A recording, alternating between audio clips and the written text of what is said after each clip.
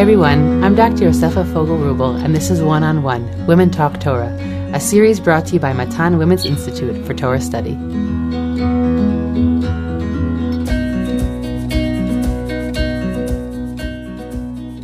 Welcome back to Matan's One-on-One podcast. Each week we spend 30 minutes speaking about a seminal figure or idea on that week's Parsha. Today I have the pleasure of sitting down with Matan faculty member Rabbanit Yafit Clymer to speak about Parshat Yitro and about Franz Rosenzweig's idea of revelation. Yafit, it's great to have you here. Thank you very much, Yosefa. Happy to be here. Okay, take us right in. I'm going to quote from the beginning of Parshat Yitro, or the middle, before we start with Matan Torah. The Torah says in the beginning of chapter 20, וידבר אלוהים את כל הדברים האלו לאמור, אנוכי השם אלוהיך, אשר הוצאתיך מארץ מצרים, etc., etc. And Franz Rosenzweig, and that caught my eye many years ago, he's saying, it was written actually to a letter that he wrote to his friend, to his good friend Martin Buber. And he says, Matan Torah is not the revelation. The revelation is the revelation. The content, what comes after, is just the interpretation of the revelation. But just by the word Vayomer, Vayered, and Anochi, this is the revelation. And after the first time I saw it, it caught my eye, and I said, okay, I have to go deep into that idea of revelation in Rosenzweig's philosophy. And I think that in order to understand him, in order to understand his explanation, his philosophy, his Torah reading, we have to say a few words about him, because he was a very unusual character. He had a very unusual life. He was born in Germany in 1886 to a family of Jews who kept nothing. They were very assimilated.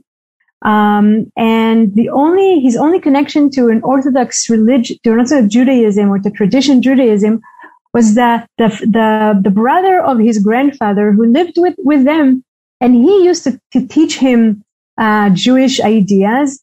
And surprisingly enough, when he was 13, he asked for a gift from his parents, classes in Hebrew. He wanted to learn Hebrew. At 1905, he started medicine in Germany, and then he switched after 2 years to philosophy and history. And he started writing his thesis on 1908 on Hegel and the state. But then something happens, and he goes into the First World War as a German soldier in 1913. And in 1913, he starts a process of getting closer to religious life. But he says, I believe in God, but I think Christianity is the right religion. And he goes, and then something happened, and that's a big question amongst his biographers and his and the scholars, what really happened. But the story he tells is that he went, before he became Christian, he went to an Orthodox shul on Yom Kippur, and he says that he felt some kind of revelation.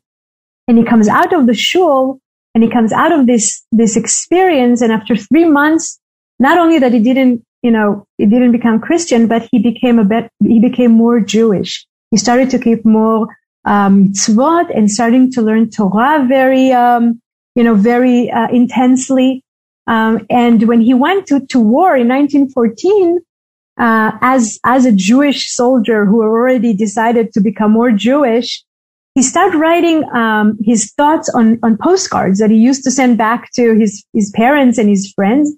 And when he came back from the war, he collected all these ideas and he put them together into a book. And the book came out in 1921, and he called it The Star of Redemption.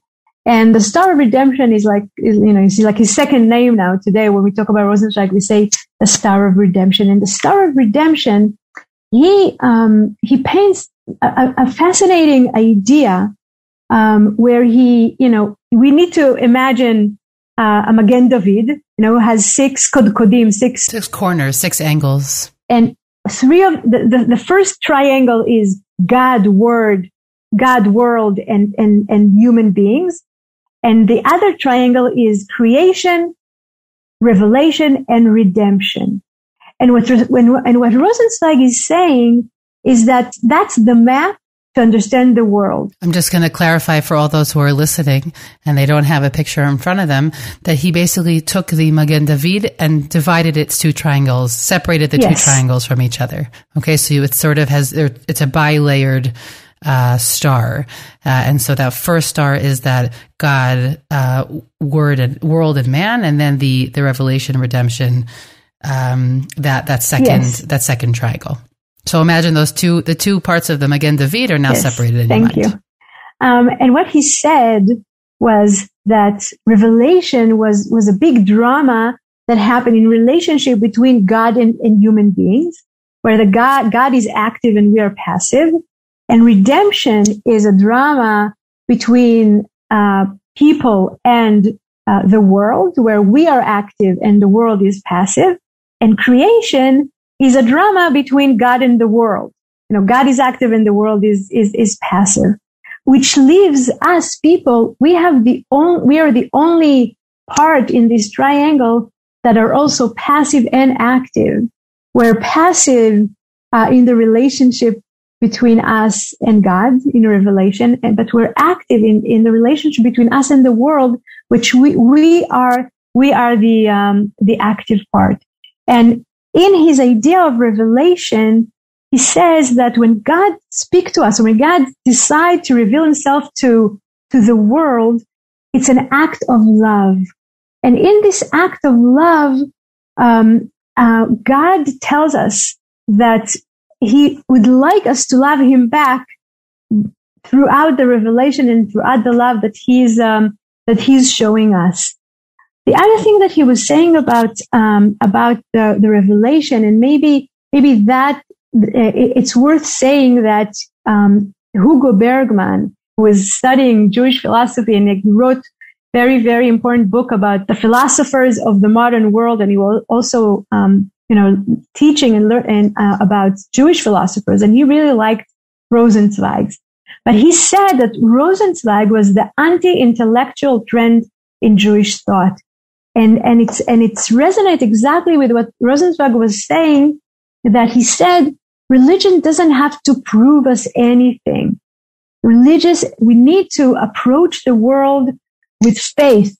And if we look at the world with faith, this is the basis for philosophy, and this is the basis for being people, being human beings in the world. And because he was so intensely focused on faith and belief and not on facts, he actually left the academia, saying academia is doing nothing to help the world, and you're just talking about things very artificially and externally, and you leave the inside, you leave the heart. And he was saying that education is the most important thing.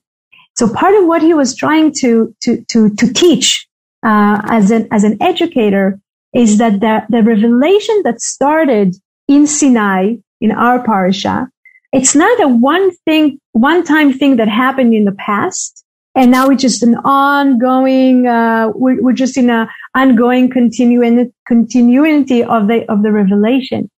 He says that revelation happens, can happen to individual every time that we are making room for God, to talk to us.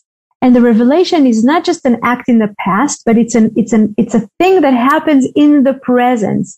He says that revelation to the soul is an experience of the present.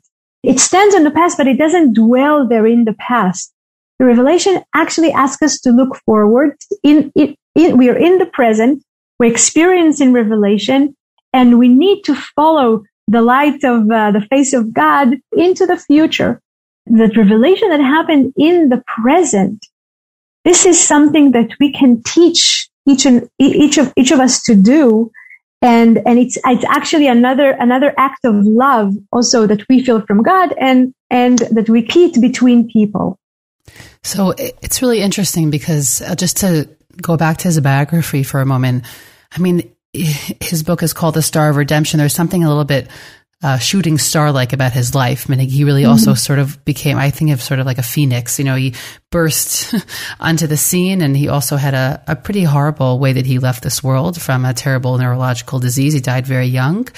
Even after his really started deteriorating, he still wrote and taught for 8 years after that. So he has the burst of creative energy and clearly spiritual potential of him as an individual has this really meaningful and fascinating parallel also in his life trajectory. Obviously they're intertwined in ways that we can't really understand. But I'm curious what, you said that when you first read it, you were so taken aback. And what of his philosophy was something that really caught you? Meaning, what was that moment? I'm asking now a personal question. What was that moment for you in your life that you said, I have to know more about this? What was it about his writing? Yeah. Well, first of all, it was this part that you just mentioned about this detail about his biography that stunned me. In other words, that the guy just, started learning, what it is to be Jewish, and he becomes the friend of the most important German Jews at the time, Martin Buber and Hermann Cohen. He actually started to translate the Bible to Germany together with Martin Buber, and he didn't finish because he died before, and Buber finished it before him. But the idea that he lived for 43 years and he had such a shift in his life because of something that he calls revelation. And that revelation became the main story of his life. The other thing that caught my attention was the fact that he talked so much about the words. Okay, when God turned to human beings at the first time, he says, Ayeka. Okay, and Adam and Chava don't really talk back to God. They just, try to escape.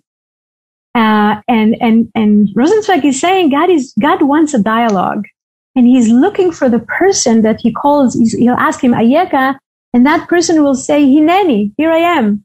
And that person was Abraham, and that was the beginning of the dialogue between God and people. Right. If you go back to that first story, though, just to interrupt for a moment, if you go back to that story, so God, of course, says, Ayeka, where are you? And he's not asking a geographical question. He's asking something obviously much deeper because he knows where they physically are. And Adam and Chava, in that tragic moment, which is perhaps the much greater sin than what they actually did initially, they run away from taking responsibility. And whenever I teach that passage, right, you always ask, what was supposed to be their answer? Mm-hmm. And the answer was supposed to be, Hineni, I'm here, I take responsibility, yes. I know what I've done. Okay, that always mitigates tremendously what people have done. And when they choose to run away from it, it makes it so much worse. And what you're pointing to is that the first time we actually get that correct answer is from Avraham Avinu, when he says Hineni to God's call to him. You're absolutely right, but I think that, and again, then in Har Sinai, God is talking and we're afraid to talk to him, right? We're afraid to hear his voice. And we ask Moshe to be the mediator between us, and Moshe continues. But the idea that Rosenzweig put so much emphasis about words, about talking, about a dialogue, he said that the ancient world and the mythologies were based on silence and on being mute. And then the revelation in the Torah is the first time that we use words to talk to people and to express feelings. And just to know that he lost the ability to talk. Because of his neurological disease. Because of his ALS. And he was paralyzed. First he couldn't move, and then he couldn't talk. And he used his eyes to tell his wife, what words he would like her to write. And he continued to write even after. And I think it's an example of a person that took the idea of revelation that he can experience every day, again and again, and words, that if you can say them, with your mouth, you express them in a different way, and also pray. It also reminds me of the earliest midrashic interpretations on the Torah, where we look at the first parak of Sefer Breshit and we say, oh, God creates the world. And we think about it as sort of almost this physical act. It is. But Chazal point out, of course, that there is not much physical about it, that God creates the world b'asara ma'amarim. Now you could figure out where to find those 10 commandments. But the point is that Chazal point out that God didn't need to physically do anything. He's so omnipotent that he could just create the world with words. But you're bringing to it Rosenzweig's much more, I think, meaningful interpretation than just saying, God created it with words. I think Chazal may have been intending something to this effect, but there's something in those words that started at the creation of the world, and then they continue at the point of revelation when God ultimately makes us sort of co-creators with him. And it's a really beautiful idea to think about the fact that creation happens through words, and therefore it's something that isn't limited in time, and that it continues to keep happening. Yes, and the echo, the echo of the words that God is using to create the world. And it was also connected to what Rosenzweig was telling, because many of his German friends and also relatives that became Christian used to tell him, we cannot believe you started believing in God. What do you mean you believe in God? And what do you come back to university and do some real stuff with us? And he said it was so brave. We're talking about, really early 20th century. And he said, the revelation that I believe in is not, I don't need to prove it, not metaphysically and not empirically. For me, the revelation is there because I know it inside of myself. I feel it inside of me. And I don't need a cognitive assurance in that. I have the vada'ut, the certainty inside of me that I'm longing to something which is there. And for me, it's God. And because I can talk to God, and because God made me an active person in the world, I don't need to prove to you anything. And which is a very, very courageous thing. Right. It's also interesting because in those times, thinking about if you were in academia, which is still true to a certain degree sometimes today, yes, but there's a very clear break between the academic trajectory and the practical life that you live. And also obviously in the religious and cultural milieu that he was living in, the way that people practiced Judaism versus the way they practiced Christianity were ways where he felt that obviously that belief level and the action level, certainly this is, post Enlightenment, that those trajectories were not meeting each other. And it makes me think about the world we live in today, where you can be a perfectly religious philosopher, meaning I'm sure everybody in a philosophical track has to go through that sort of internal journey at some point.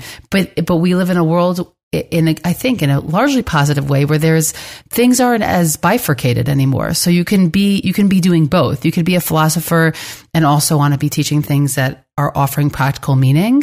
And I certainly hope that there are many people leading lives that are not simply halachic or action-based, but are simultaneously faith-based. Yes, I think that's definitely something we all need to aspire to. And he used to say that when you're in university, you have to follow certain rules. And you actually are not free to experience revelation. But when you know that you can also be in academia, and today, as you said, thank God, I mean, we enjoy both the fruit of the academia and the research and learning and a deep learning of Torah.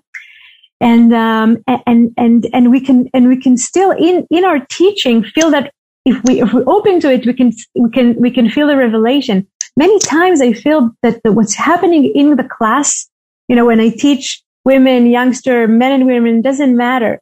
We take the Torah's ideas, and there's something in the air, which is maybe what Am Yisrael felt in Ma'amad Har Sinai. I don't know, but there's a feeling of something bigger than us and meaningful, but not far away. Something we can take to our life, in our personal life, and do something with it. And by the way, when he left the academia, and because he said education is the most important thing, he opened a seminary for Jewish education. That was the Lehrer House? That was that? I'm not sure about the name, but it was created like this think tank, and that's where, Buber would hang out also. Today there's it's an open, he called it an open Jewish school for learning. Something with the word open was important for him. Yeah.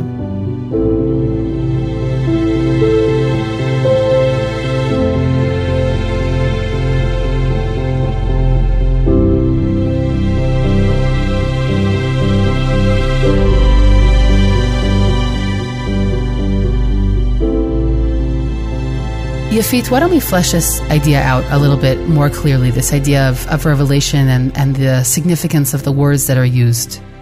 Yeah, okay. It is a very significant part in his philosophy, and it will also take us to tefillah, to prayer. So what Rosenzweig is saying is that in that pre-world that we're talking about with mythologies and polytheism, even in the Greek aspect that was, considered to be more advanced, it's a world without words. It's a mute world. And even the heroes, he says, the heroes of the big tragedies, it's the human being that stand speechless in front of the mightiness of the world, the wrath of the gods. And what Rosenzweig is saying, when we get to Revelation and when God decides to turn to the world, to turn to people, first of all, we have a beginning of a relationship between God and the world, and we also have a dialogue between God and the world, and that pre-world that was death and mute, or Rosenzweig used the words of Nietzsche, that there were all the heroes are closed inside themselves because there's no need to talk to the gods to ask for their mercy. And what Rosenzweig is saying is that yes, before Revelation, the world lacked the words. There was no dialogue. There was no dialogue. There was no dialogue. It was very, let's say existentially, it was a very lonely world. And now when man steps into the scene, when God talks to him, that is first of all, Rosenzweig says it's a real miracle. It's a miracle, and we need to remember it, that God decided to talk to us and turn to us with the ayeka that we talked before. In other words, the potential of the revelation and the redemption of the tongue, of the speech, of the language was there since creation. But God waited with it, till there was someone who was willing to turn to him and start a conversation. And then it moved into the Ma'amad Har Sinai, when God is talking to entire nation. And how does he envision prayer in this conception of the world? Yes. He says that the highest expression, even he said the perfection of the soul, he says, is pray. Because in prayer, it's not that we ask ourselves, is my prayer going to be answered? Praying itself is it. When I stand and pray, when I turn to God and say whatever words I am saying, the ability of a human being, flesh and blood, to stand in front of the Almighty and talk to him, regardless to whether I will hear an answer, that itself is a moment of revelation, and that is what prayer is. And it doesn't matter if it's a liturgic prayer or a personal prayer, but it's the opportunity or the permission that God gives us to turn to him. And as human beings, we can experience the revelation through tefillah more than anything else. And he really, he goes on and on to talk about prayer, the ability, I would say the instruction that we will pray is an instruction out of love, because God knows that the more we will feel that we can turn to God and be engaged in a conversation with God, our life will be more, let's say, stable. Our life will be more meaningful.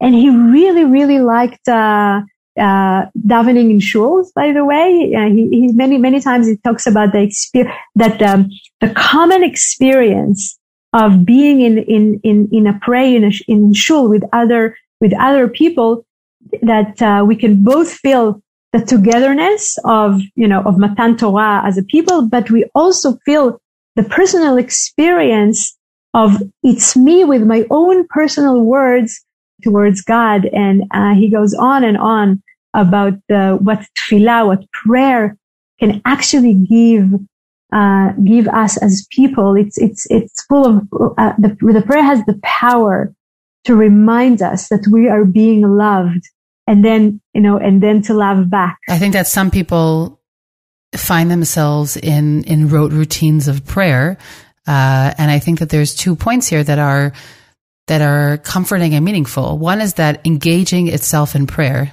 even if it's rote, is engaging in an ongoing act of revelation, meaning that dialogue with God. Even if right now you're not saying anything totally genius, or you're not saying anything that is particularly that you don't find meaningful, but it means that you're actively engaged in the relationship. I think it's like also a really nice practical idea for someone who's, had another tfilat shacharit and it's a little bit rote, or it's okay, meaning it's continuing to be part of that dialogue. But what he's also saying is that when you're able to make it personal, that is obviously bringing the revelation to an even higher level. I keep thinking also in my head, and I'm trying to figure out a good place to say it, but just this week I'm reading a bit of Heschel for something else that I'm working on. And I think that if you talk about a moment where you read something in philosophy and you're sort of astounded and you stop for a moment and you say, okay, I'm so happy that I read that, because now my life is forever changed. But just the concept, and I just feel like it fits in here. And if I knew more about philosophy, I might understand the relationship between Rosenzweig and Heschel from an academic perspective. But where he talks about this idea that God, seeks man, right? That God searches man out in the world. And that idea also, I think, is a beautiful complement to what we're saying, because he speaks about it there also with the question of Vayeka, right? That God first turns to man. We always think of, I'm the needy one, right? I have to turn to God with all my requests, and God has to sort of figure out how to, catalog all of that and answer us all. But in his writing, in his sort of magnum opus as well, he says, no, God turns to us, meaning the relationship actually starts with God. And certainly also when we study Shir Shirim and look at it metaphorically, the dod, the male character is just as active as the woman, right? It's not just I'm turning to God to help me, do well or pass my test or whatever the request is, but it's this real, it's a relationship based on dialogue and reciprocity. And this idea that it's initiated by God is also coming through in what we're saying here. Obviously, Rosenzweig was before him. But it's so interesting that you mentioned Shir HaShirim, because one of my favorite midrashim in Shir HaShirim Rabbah is that Rabbi Yochanan, the Chachamim are trying to understand, how did it work that God spoke and everyone heard? Like, how did it work? And they actually asked it about the kiss. How did, Shir HaShirim Yishakeni Minishikot Piu, you will kiss me. How did it really happen? And Rabbi Yochanan is saying, and there they understand the kiss as revelation, filling in the gaps. Yes. How does the action? And Rabbi Yochanan is saying that the words of God, each word was flying to each and every one of Am Yisrael and stood in front of him and said, would you accept me as your God? And the person says yes, and he got a kiss from the word of God. And I think it's so beautiful. And I think this is what Rosenzweig is trying to say. I mean, even though it was a revelation in front of the entire people, and it has reasons for that, each and every one experienced the revelation as if he was talking to him. And it reminds me of a story, a story about Rav Zaks. Rav Zaks is telling that, for the first time he visited Auschwitz, and he saw, how the Nazis were so diligent and organized and kept everything, everything was kept, and the clothes and the shoes. And at the beginning of the shift to Auschwitz, they also kept pictures. They took a picture of everyone that came, and he saw pictures of the kids, and he broke into tears, and he asked God, and he said, God, where were you? And then he says, and all of a sudden I heard these words from inside of me saying, and then Rabbi Sachs stopped and he says in brackets and said, I don't say I got a revelation from God. But after everything we said, I always wanted to tell Rabbi Sachs, yes, you did. You got a revelation from God, because it connects also to Rav Kook. Rav Kook is saying that, the word of God today is what is the inside of us. If we can really listen to that, to words that are speaking from inside of us. And Rabbi Sachs is saying, it wasn't a revelation, but I heard a voice from inside of me saying, where was I? I was in the command, Lo Tirtzach, which is also in our Parshat, and the command, don't oppress the ger. And I understood that God says, if people are not willing to hear each other and listen to each other, I will also not listen and not hear them. I will stay mute. And God is giving us the freedom, to how to use a relationship between people. And that is so beautifully fit with Rosenzweig is how do we, since God is eager to talk to us, so to speak, and listen and hear our words back, but that should be, we should copy this and we should learn from that. It should be a lesson also to how to talk to people, to listen to the words of people and really listen to the words of people and answer them and acknowledge their existence. And that's another way of, walking in the footsteps of God in terms of that. Just to conclude this beautiful conversation, I hear in the combination of the way we've portrayed his personal story and this tiny piece we're giving from his Torah and his philosophy, that there was a moment, it sounds, in his personal trajectory where he was astounded by the idea that not only that God could be heard, but that he could be heard. That there was this profound moment of being seen. And I think that so many of us, if we're lucky, hopefully we experience it often, but we all live with that desire very deep inside of us to be seen, to be acknowledged. And what he's putting forward is this idea that God sees us and he acknowledges us, and that if we're involved in this continual relationship through tefillah, and through continuing to be in dialogue with God, that we will also be able to hear and see God inside of us, and that it's like an internal sense of knowing. That's not just a faith, but it's actually being an active part of that process. Yes, I wanted to say, just before we're ending here, again, as I said before, I keep thinking about the way he ended his life. But when he talked about how ill he is and death, he was actually saying a person that believes in revelation is not going to be afraid of death. Because when you keep in dialogue with God, then death is just another, just another step or another thing. It's not scary, which is another thing. I think we know that Bnei Israel were afraid they're going to die because they heard the voice of God. And the opposite, hearing the voice of God is, what makes us alive. And Rosenzweig truly, truly lived that in his own personal life, even though they were, not easy, and he died so young. Thank you so much. It's really been an enlightening and beautiful conversation that we've been able to take really deep, complex philosophy, and I hope bring some really practical points to people in their own personal lives. You're very welcome. Thank you, Yosefa.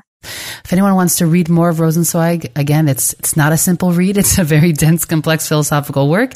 There are a number of English translations. Of course, there are translations from the German. We'll link them in the show notes. There's also a Hebrew translation, which we'll also link in the show notes. Wishing everybody a Shabbat Shalom.